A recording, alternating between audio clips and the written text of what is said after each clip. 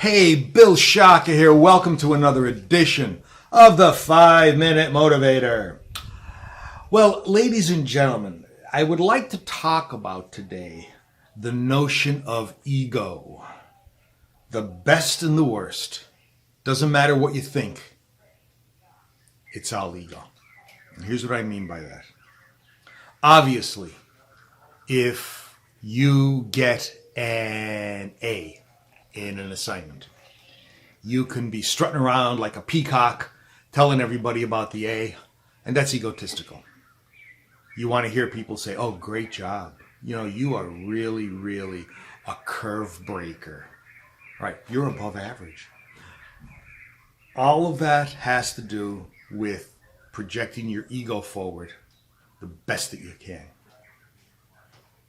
But I'd like you to think about this. What if you get an F in that assignment? You might be going around saying, I got an F. I just can't figure this stuff out. You know, this is very difficult. Think about what you're saying. What you're saying is that you are the best at being the worst. What you're saying is that you are a success at failing. And you're looking for people to console you. Not congratulate you as in the first example, but to console you. Either way, it's ego. And ego is the death of personal development. You can't grow when you have an ego. You can't learn when you think you know everything. End result of this entire process is very simple. Squelch the ego. Wayne Dyer had a very interesting comment. He said ego is an acronym for edge God out. When we look at the ego, we look at ourselves. We look at us being separate and distinct from everybody else. There is no connection. There is no connection between us and other people, us and the world, us and the universe, because we're it. We're it. When we lose the ego, we begin to understand that we are all part of the same common denominator, that we all exist in unison. And if we do very well on a project or an exam, it's not just us. It's the people that helped us, the environment, and the surroundings. Oh, of course, we did it. But the fact is that other people have helped.